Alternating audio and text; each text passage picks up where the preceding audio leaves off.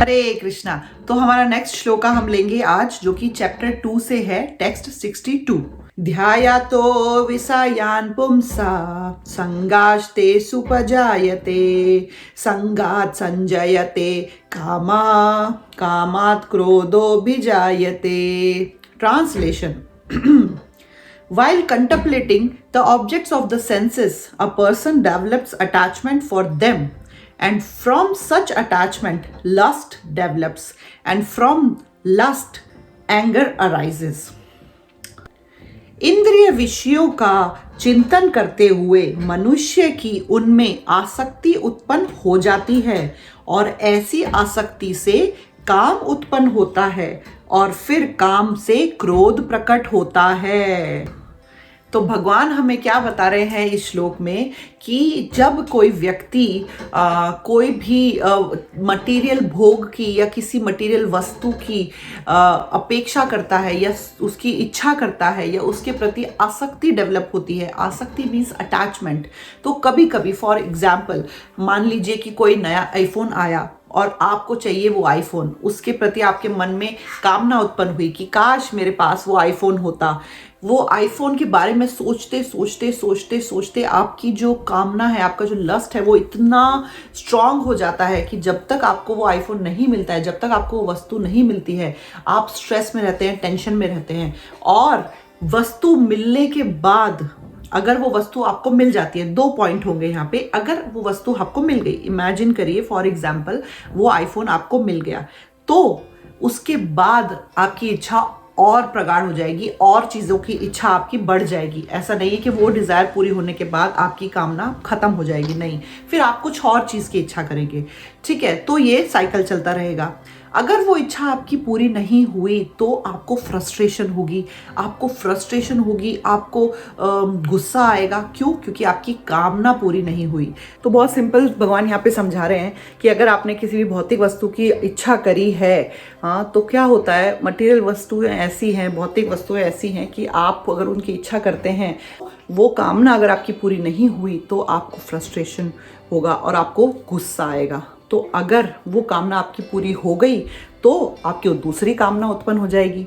तो दोनों पॉइंट यहाँ पे हैं, और मिलना भी सही नहीं है और ना मिलना भी सही नहीं है। दोनों में ही दुख है, दोनों में ही परेशानी है, दोनों में ही हमारा पतन हो रहा है। क्यों? क्योंकि हमने सोचा वो काश आईफोन 14 हमें मिल जाए, उसके बारे में ही 24 आवर्स सोच रहे हैं। इतनी स्ट्रांग हो गई वो डिज़ायर कि अगर वो पूरी नहीं हो रही है तो मुझे फ्रस्ट्रेशन हो रहा है, गुस्सा आ रहा है, जिसकी वजह से फैमिली वालों से लड़ाई हो रही है, या फिर फ्रेंड्स से लड़ाई हो रही है, या बिना बात के स्ट्रेस हो रहा है, टेंशन हो रही है, या फिर कोई काम में मन नहीं लग रहा है। तो वो सारी चीज़ें हमें हमारा फॉल डाउन कर रही है किसी ना किसी तरीके से।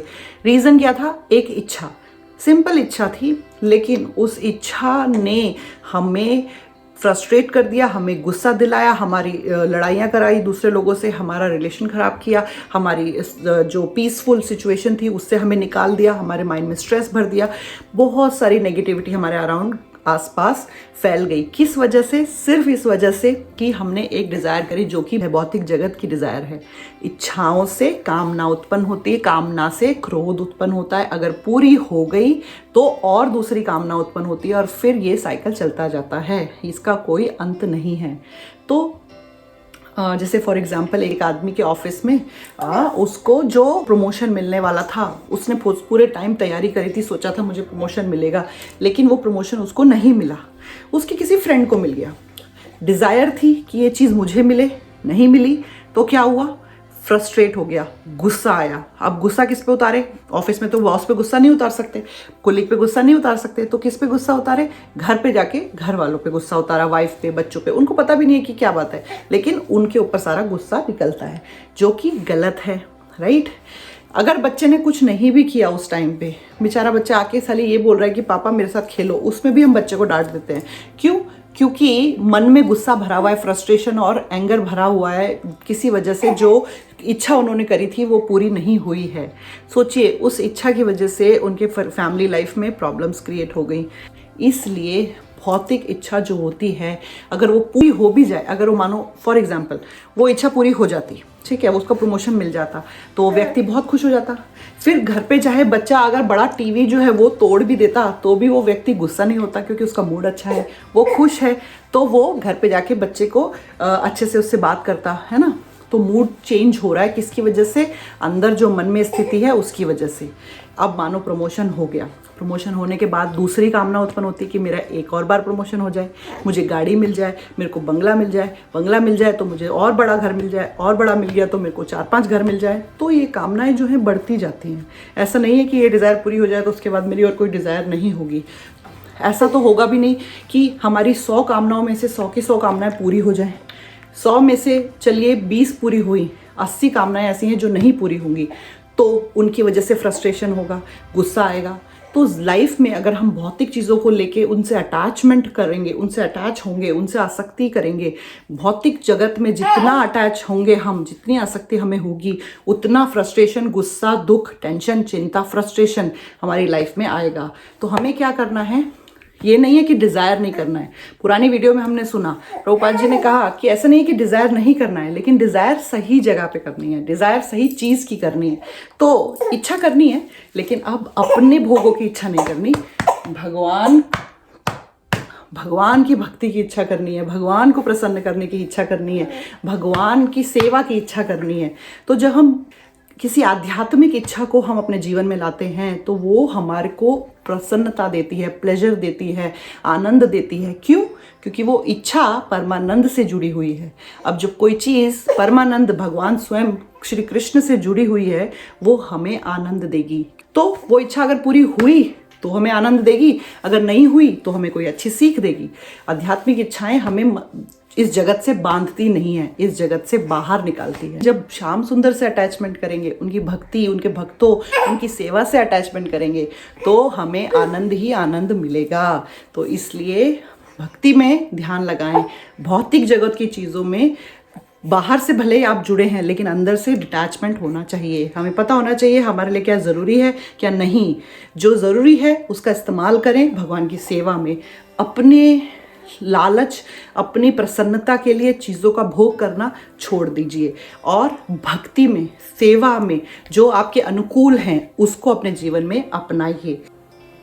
तो ये सवाल किसी के मन में आ सकता है कि अगर हम हर डिज़ायर भगवान के लिए करेंगे, उनकी सेवा के लिए करेंगे, उनकी भक्ति के लिए करेंगे, या फिर हम सब कुछ भगवान की प्रसन्नता के लिए करेंगे, तो हमारी खुशी का क्या, हमारी प्रसन्नता का क्या? हम ऐसा क्या अपने लिए करें जो हम खुश हो सकें? तो ये क्वेश्चन आपके मन में आ सकता है कि हम ऐसे में खुद कैसे खुश रहेंगे? अपने लिए क्या हम कुछ नहीं करेंगे? फिर हमारे लिए कौन करेगा? एक छोटा सा उदाहरण है, आप अच्छे से समझ जाएंगे। इमेजिन करिए कि आपके पास एक बड़ी सी बेंटली गाड़ी है, और मर्सिडीज और BMW, जो भी आपको पसंद है आप वो ले लीजिए। सोचने में क्या जाता है। तो आपके पास वो बड़ी गाड़ी है, और उस गाड़ी में आपके पास एक ड्राइवर भी है। तो जो ड्राइवर है, जब आप उस गाड़ी में जा रहे हैं, ड्राइवर गाड़ी चला रहा है, तो क्या आप अपने ड्राइवर को बोलते हैं कि AC जो है सिर्फ मुझे मिलना चाहिए, तुम्हें नहीं मिलना चाहिए, तो तुम स्वेटर पहन के, टोपी वोपी लगा के बिल्कुल ऐसे बैठो कि तुम्हें AC की हवा नहीं आए? बोलते हैं? नहीं। अगर आप AC इंजॉय कर रहे हैं आपके मर्सिडीज बेंज में, तो आपका ड्राइवर भी AC इंजॉय कर रहा है, क्योंकि वो आपके साथ है। ठीक है ना? फिर आप जाते हैं किसी वेडिंग में, इमेजिन, और किसी पार्टी में, और कहीं भी, वहाँ पे आप खाते हैं बहुत अच्छा अच्छा खाना। तो क्या आप अपने ड्राइवर को बाहर भूखा छोड़ देते हैं? नहीं। आप अपने ड्राइवर को भी अंदर इनवाइट करते हैं, उसको भी खाना ऑफर करते हैं। और अगर अंदर इनवाइट करके खाना ऑफर नहीं कर पा रहे हैं किसी वजह से, तो आप उसके लिए बाहर खाने की प्लेट भिजवाते हैं। ये तो एक छोटे से छोटे घर का आदमी जो बहुत अमीर नहीं भी है वो भी करता है। अगर बाहर रिक्शा वाला वेट कर रहा है तो उसको पानी या खाना या कुछ फ्रूट्स ऑफर करता है जो उसके पास है वो। तो आपका ड्राइवर जो हमेशा आपके साथ रहता है, वो सारी सुविधाएं मोस्टली जो आपको मिल रही हैं, उसको भी उसको कहीं कहीं बेनिफिट मिलता है। ऐसा नहीं है आपका ड्राइवर भूखा मर रहा है या आपका ड्राइवर AC इंजॉय नहीं कर पा रहा है। अगर आप गाड़ी में अच्छे से म्यूजिक चला रहे हैं, कोई भी म्यूजिक आपको पसंद है, इमेजिन करिए आपको क्लासिकल पसंद है, तो आपने अगर क्लासिकल म्यूजिक चलाया और आप सुन रहे हैं, तो क्या आपने ड्राइवर को बोलते हैं कि तुम हेडफोन्स लगा लो, कान बंद कर लो, तुम्हें कुछ नहीं सुनाई देना चाहिए, सिर्फ मैं एंजॉय करूंगा? नहीं।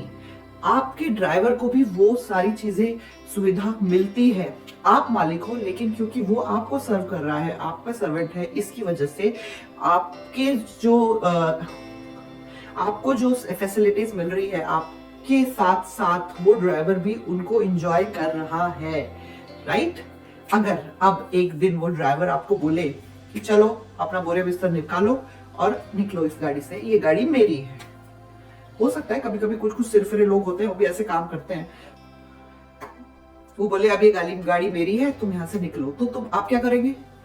एक झापड़ मारेंगे उस ड्राइवर को और गाड़ी की चाबी लेंगे और उसको नौकरी से निकाल देंगे, राइट। इसमें आप कुछ गलत तो नहीं कर रहे हैं, क्योंकि गाड़ी भी आपकी है और कोई दूसरा व्यक्ति आके उस पर अधिकार जमा रहा है और आप ही को कह रहा है कि तुम जाओ, अब मैं मालिक हूं, तो गलती उसकी है।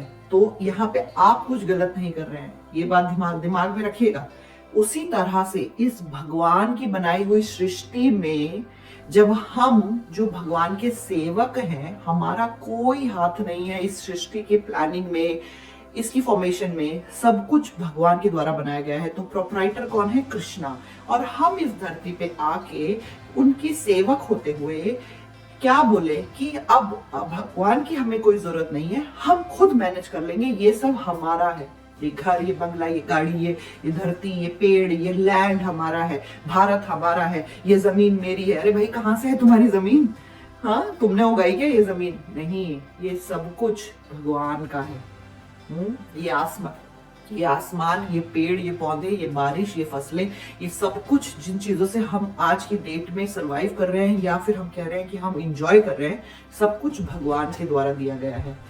अगर हमने उनसे विद्रोह किया तो भगवान के पास हक है कि वो कह सकते हैं कि भाई तुम मेरे घर में आके मुझे से ज्यादा धौस दिखा रहे हो, निकलो यहाँ से, राइट। लेकिन भगवान नहीं कहते। भगवान फिर भी हमें टॉलरेट करते हैं और हमें रास्ता दिखाने की कोशिश करते हैं, हमें सही पहचान हमारी बताने की कोशिश करते हैं कि तुम कंट्रोल करने की कोशिश मत करो, क्योंकि तुम कंट्रोल नहीं कर सकते।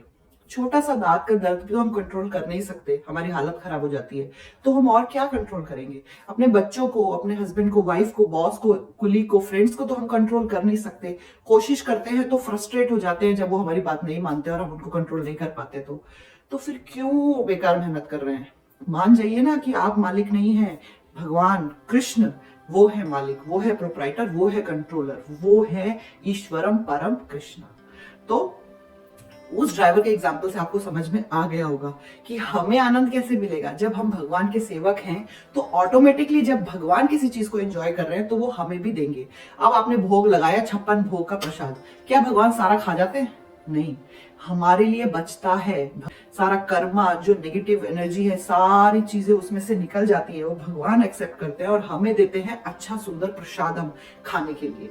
तो हम भूखे नहीं रहते, तो हम भी किसी आनंद से वंचित नहीं रहेंगे। हमें भी खुशी या आनंद ढूंढने के लिए किसी और के पास नहीं जाना पड़ेगा। आप खुद देख लीजिए, इस भौतिक जगत में जो भगवान के भक्त हैं, उनके पास लोग आते हैं उनसे आनंद लेने के लिए, उनसे कृपा लेने के लिए, उनसे पूछने के लिए कि आपके पास कुछ भी नहीं है, फिर भी आप इतने खुश, इतने सेटिस्फाइड, इतने संतुष्ट कैसे हैं? और जिनके पास भौतिक जगत में करोड़ों रुपया है, अमीर है, फेमस है, सब कुछ है, वो लोग भी आनंद के लिए तरसते हैं। बाहरी ग्लिटरिंग जो लाइफ है, वो तो बाहरी दुनिया में सब कुछ बहुत अच्छा है, लेकिन उनके अंदर कितना खालीपन है। तो इसलिए जब हम भगवान के सेवा करते हैं तो अपने आप ऑटोमेटिकली हमें वो सारी खुशियां, सारे आनंद मिल जाते हैं। उसके साथ साथ जो मिलता है, जो सबसे टॉप मोस्ट है और जिसको पूरी दुनिया ढूंढ रही है और कहीं मिलना इतना आसान नहीं है, वो है सेटिस्फैक्शन, संतुष्टि, संतोष, शांति। सिर्फ भगवान के भक्तों के पास है, क्योंकि उनकी इच्छाएं नहीं है कि मैं ये भी चलो, ये भी चाहिए, ये भी चाहिए, ये भी चाहिए। इच्छाएं स्टेबल हो चुकी है। मिला बहुत अच्छी बात है, नहीं मिला कोई बात नहीं। मिला तो भगवान की सेवा में लगाएंगे, नहीं मिला कोई बात नहीं, शायद सेवा के लिए वो सही नहीं था उपलब्ध, सदुपयोग उसका नहीं कर सकते थे हम। तो ये है एक भक्त का भाव। इसीलिए कभी भी ये बस सोचिए कि आप किसी आनंद से वंचित रहेंगे। जब आप भक्ति में आएंगे तो आप मिलियन टाइम्स मोर आनंद आपको मिलेगा। तो जपा करें हरे कृष्णा महामंत्र का। हरे कृष्णा।